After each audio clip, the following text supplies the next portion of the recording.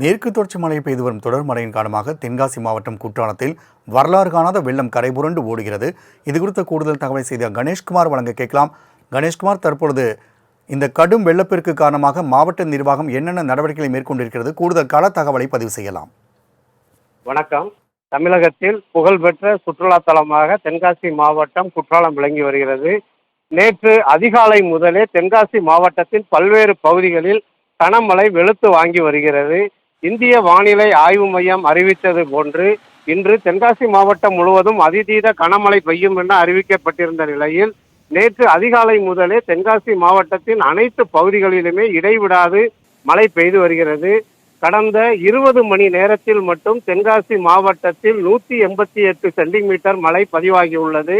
இதனால் நேற்று மதியம் முதல் அரை நாள் பள்ளிகளுக்கு மட்டும் விடுமுறை விடப்பட்ட நிலையில் இன்று பள்ளி கல்லூரிகளுக்கு விடுமுறை விட்டு மாவட்ட ஆட்சித்தலைவர் கமல் கிஷோர் அறிவித்துள்ளார். இதேபோன்று தென்காசி மாவட்டத்தின் பல்வேறு பகுதிகளில் பெய்து வரும் கனமழை போல மேற்கு தொடர்ச்சி மலை வனப்பகுதியிலும் தொடர்ந்து கனமழை பெய்து வருகிறது.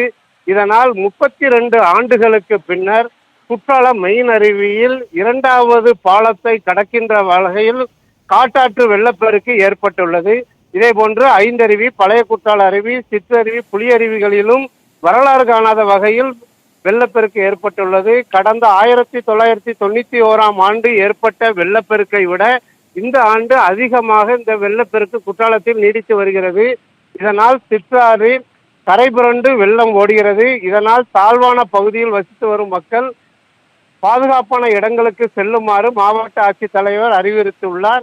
இதேபோன்று தென்காசி மாவட்டத்திற்கு உட்பட்ட 5 அணைகளான கடனாநதி, ராமநதி, குண்டாறு, கருப்பநதி, அடவிநயினார் கோவில் அணைகளிலும் நீர்வரத்து அதிகரிக்க தொடங்கியுள்ளது.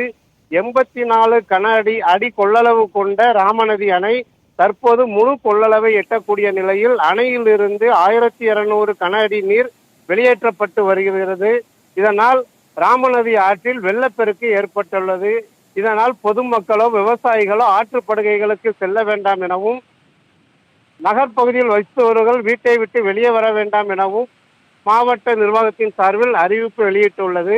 இதேபோன்று தென்காசியிலிருந்து குற்றாலம் செல்லக்கூடிய பிரதான சாலையில் மரங்கள் சாய்ந்து விழுந்ததால் சுமார் 3 மணி நேரத்திற்கு மேலாக போக்குவரத்தும் பாதிக்கப்பட்டுள்ளது. குற்றாலம் மெயின் அருவியில் ஏற்பட்டுள்ள வெள்ளப்பெருக்கால் ஆற்றுப்படுகையிலிருந்து அரித்து வரப்பட்ட மணல்களை அப்புறப்படுத்தும் பணியில் பேரூராட்சி நிர்வாகத்தினர் கொட்டும் மழையிலும் ஈடுபட்டு வருகின்றனர். மேலும் இந்த மழையானது இன்று வரை நீடிக்கும் என்பதால் கடும் பாதிப்பும் வெள்ளப்பெருக்கும் ஏற்படும் என அஞ்சப்படுகிறது. ராம்குமார். கணேஷ்குமார், தகவலுக்கு நன்றி.